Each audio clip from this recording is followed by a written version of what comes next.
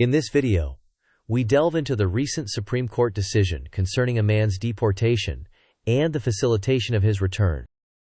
Here's what we'll cover in today's video: an overview of the case, the court's directive, public reactions, implications on the rule of law, and broader implications for similar cases.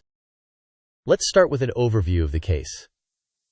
In March, a Salvadoran national was mistakenly deported to El Salvador. This deportation was later challenged, leading to the Supreme Court's directive for the government to facilitate his return.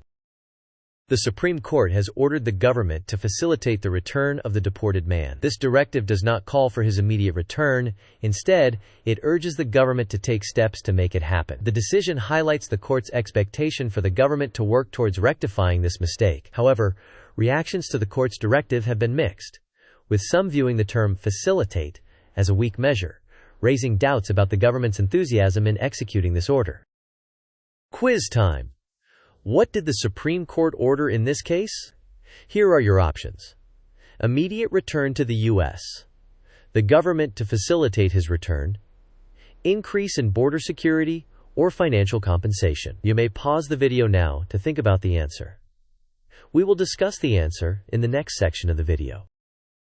The correct answer is the government to facilitate his return. The Supreme Court's directive was specifically for facilitation, not immediate return or any other measures. The court's directive has sparked a variety of reactions. Some, including legal experts, perceive the order as symbolic rather than substantive, fearing it may not lead to significant action. There is also skepticism about the government's willingness to comply thoroughly with the court's directive. On the other hand, some view this as a crucial step toward ensuring due process and correcting errors in deportation cases. The Supreme Court's ruling emphasizes its authority within the judicial framework. Any non-compliance with the decision could have significant implications, potentially undermining the rule of law. This case also showcases the broader implications for other individuals in similar situations. It accentuates the importance of due process and the need to address errors promptly. This case could have far-reaching effects beyond the individual involved. It highlights the critical necessity for adherence to due process, potentially setting a precedent for other deportation cases where errors occurred. Moreover, it raises public awareness about the role of judicial oversight in the protection of individual rights against wrongful deportations.